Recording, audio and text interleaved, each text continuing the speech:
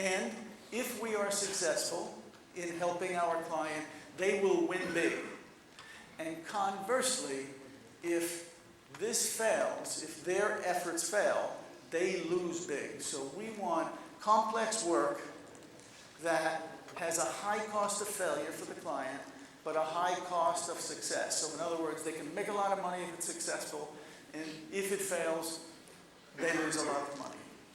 So what I've said is, I've stepped into my client's shoes and tried to be part of their company. It's hard to do because lots of companies hold their facts and their figures dear, but it really, really works. Become part of their company. So in order to do that, there's some words up here again, maybe hard to see.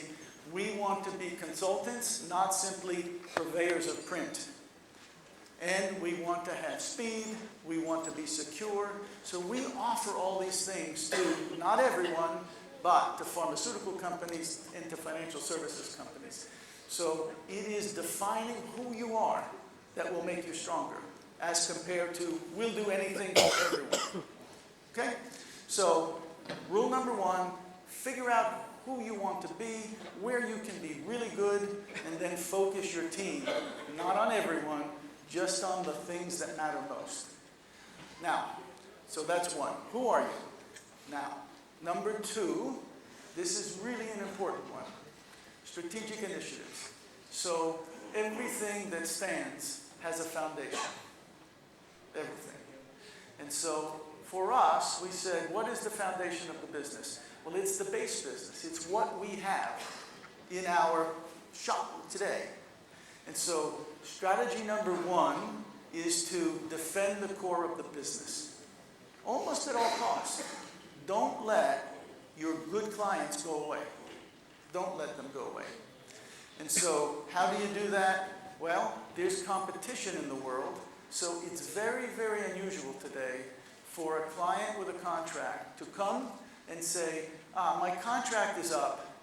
You can charge me another 10% for the next year or two. It never happens. Usually what they say is, my contract is up. I would like you to reduce my cost by 10%. It happens every single day. So, but this is the marketplace. It happens and it will continue to happen. So our Defend the Core strategy says you must pay attention to your cost. You must be vicious in paying attention to your cost. I said it earlier. You reduce your cost, you become more productive. The next morning you get up and you have to do it again and again. It's a journey without an end. So defending the core is really important. And there's lots of words, and as I said, this I will be able to share with you, and I will work with Prasant to get this information out to you if you care for it. But so defending the core is really, really important. Number two is taking those lovely customers that you have, that love you, that trust you, and selling them more. More products that you have developed, and not just print. So using the base of your business to expand your business with your existing clients. And that goes to the issue of whether it's a mobile application, whether it's print on demand. It is saying, you know me, client, for 10 years, and you trust me, I have something new to sell to you. So that's two, right? Expanding the business with your core business. The third one is the most difficult, and that is finding a new growth engine. And that's the most difficult because you need to invent something. You need to change your business. It's not simply we want to print more. It's the hardest one to do. But again, if you go back to my comment about finding your core clients and understanding what they need, then you can figure out what product would fit their needs. Okay, so 3 pieces of the strategy: defending the core of your business, growing within that constituency, and then finding a new growth engine. Right? Another example I always use, our salespeople say, we sold a new account. It was $10,000, $50,000, $100,000. Perfect. But at the end of the day, if you look at how much they have sold for the year, sometimes it's less. And it's less because even though they're putting new stuff in the top, the bottom of the bag has a hole in it because clients are printing less. And so it's always important to look in totality. At the end of the day, you need more. Okay? Defend, grow, and transform. Really important. And in our business, defending is really about offset, and it's about fulfillment, and it's about mailing. In the growth area, we want to take our offset clients and introduce them to digital output. So it's digital services, mailing, fulfillment. And then in the transformation, it is technology for sure. It is managed service. We heard a lot about print managers. And we have a very, very small piece of business. We have 2 clients that we are print managers for. Now, it's not huge. It's $3 million each. One is a bank, and the other is a pharmaceutical company. And we have, in fact, embedded ourselves into these companies. They have eliminated their print procurement space. They have no employees anymore in that space. We are their eyes and ears. $3 million each, 1 and 2. I would like to expand that business because it is very sticky. If you put your people on their location, they don't tell you easily, excuse me, the guy down the street will do the service for $3 less. They don't do it because you are embedded, they need you. Okay? So transformation is the hardest, but you need to be creative, and you need to have courage, because sometimes you try and you fail. But those are the 3 areas. Then, once again, we talked about it. We talked about where do you want to grow, and this is a very, very busy chart, but it speaks to where you want to be, product and service. And again, we want to be in the high profit segment, and we want to be in a growth segment. And once again, I won't take you through every bubble, but this chart, the message is, don't have a strategy that says, I'll do anything for anyone, anytime, for any price. Try to be focused. Really, really important. QR codes was a technology that started actually in Japan, and it was used in an industrial function. It is now morphed into basically a marketing effort. And I'm not sure, I haven't seen much of it. Is it popular here in India at this point? Yeah. So it's very interesting. We do a fair amount of this, not relatively speaking, maybe 10% of our business is in this space. As I like to say, it's product and service that you cannot put on a truck. If you're used to being a printer, you print, you put it on a truck and deliver it.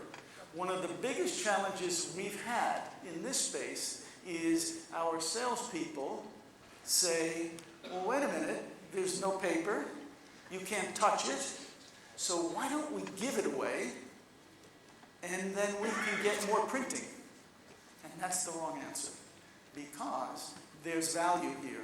And so we try very hard to convince the salespeople never, ever, ever to give this away. But this is one example of a new product that we've introduced to our clients. So here's an interesting one. It's called Custom Communications, and we have focused this in the pharmaceutical space. And you'll see, I won't take you through all the words, but basically it is printing, which is good. We love to print, but it really ties data to output. It ties data to printing, as compared to we're just going to print. And you'll see the words, it's about ROI. I'll show you an example in a moment. It's about personalization. It is not printing 1 million of a particular piece for everyone. It is the market space of one. We want to help our clients specifically target each and every of their clients. Okay? So here is a good example. This is in the pharma space. So here's the traditional print model. It says, I have a job, I needed printing. And so the classic way it happens is it goes out for bid. And it's usually 3 bid. So 1, 2, 3, $50,000, $45,000, $42,000, and then the games begin. So if you have a relationship, and you're the $50,000 bidder, your friend says, you need to be $42,000 to get the job. And so the games begin. And you're dealing with the print buyer, and the print buyer is buying a commodity. So it's about how fast can you deliver it, how cheaply can you print it, and yes, quality is there and service is there. But in the end, it's about cost per piece, how much, and the ROI per piece. So that's the traditional model. It lives, but it's hard, and it'll continue to be difficult, more difficult to make money in this model. So now, here is the new model. And it is a print-on-demand model. It's hard to do this with a traditional offset press, although you can do some of this with the traditional press. So it is, I call this the infinity loop. It is data-based or data-driven printing. So let's look. It says you take data. We don't own the data. The client owns the data. And in the case of a pharmaceutical company, what do they want to do? Clearly, they want to save the world. They want to stamp out disease and elongate lifespan and so on. But in the end, if you go into the C-suite, they want to make money. They want to sell drugs and make money. And so how do you do that? You understand the data. Who are the clients? What's the market opportunity? And then we go around the loop. We look at how we can reach the client base. And then you develop technology that says, here is how we will focus the printed piece to a specific group, and around it goes. Then you send the piece out, you get results, how many doctors have written prescriptions, how many patients have filled the prescriptions. If it's good, you do it again. If it's not good, you change it based on the result. So it's an infinity loop. It just keeps going around. And the two dimensions here, the cost per piece is higher than static printing. But you're not selling this to the print buyer. You're selling this to the marketing person. And they are not going to chisel you for 3 pennies less, because it's about a marketing campaign, not about a print procurement job. So in this case, the cost per piece is going to be higher, but the ROI per piece is going to be really higher, because the results will be better. There's no doubt about it. So we have a product. It's young, but we've got 2 clients on it so far. We call it Direct RX. And it is simply versioned material for the physicians and versioned material for patients. Right. So I'm going to jump to this chart here. So if you think about a pharmaceutical company with a drug, and pick any disease. Pick diabetes, for example. Okay? In the US, it's crazy. It's prevalent. We have overweight people. We eat the wrong food. Diabetes is not so, it is becoming a big, big problem. It's probably epidemic right now. So if you look at people with diabetes, what language do they speak? Is it English? Is it Hispanic? Don't know. Are they male or are they female?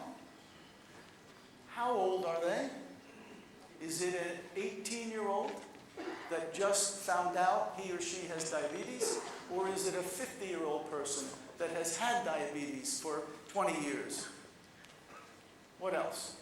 Where are they in their treatment? Have they used a drug before and are unhappy? Or if it's an 18-year-old that just found out they are sick, it's a fresh recruit, so to speak. So the type of disease, of course, and the prior drug use. If you take all of those 6 dimensions and do some math, you have 700 variations on a theme. So in the old way, you print one brochure and you just send it out to everyone. In the new world, you try to group younger people, older people, middle-aged people, male, female, Hispanic, English, and so on. And you target. This has been brilliant. We have one client that has just been crazy with this. It's Sanofi Aventis, a French company, and it's brilliant. We were printing for them, but just printing, and to the tune of $3 or $4 million a year. But it was print, and they would beat us up every single month for lower prices, faster delivery. In this world, it's to the marketing person, and they are spending. So in the first month, it was $1 million. It was brilliant, incredible, incredible. So this is an example of moving out from the traditional static printing world and moving to custom communications. It's not terribly hard to do. You just need to find smart people that know technology, and you need to have a good salesperson that can pitch this to a client. Okay? So, figure out where you are, who you want to be, figure out those 3 elements of defending the core, growing, and then transforming. And then this, again, I won't take you through every single line here, but this is simply a report card. And we look at this report card on a quarterly basis to see of all the things we want to do, so in the mutual fund space, in the bank and broker, in the corporate world, and then by product, offset, digital, fulfillment, mailing, compliance, managed service, interactive solutions, and we chart it. And so this says that in the green area, we're hitting home runs across the board. We're all green. Here, we're yellow in some certain areas. In compliance solutions, in bank and brokerage, it says that, well, we're not doing as well as we want to. So the message here is put your results in front of your team every single quarter, so you know where we are. I am over my time, but I just have a few more to go. Okay, so mega trends, and I can talk forever on this, but I'll be quick. Demographics, I always use the example. I have a grandson, I have 5 grandchildren. My 3-year-old grandson takes my mobile phone and says, "Granddad, what's your password? What's your passcode?" He wants to get into my iPhone to play games. 3 years old, 3 years old. We have an 18-month-old granddaughter. She picks up the mobile phone and says, "Hello? Hello?" Demographics is changing everything. So, and now an older story. Our daughter, who is now 30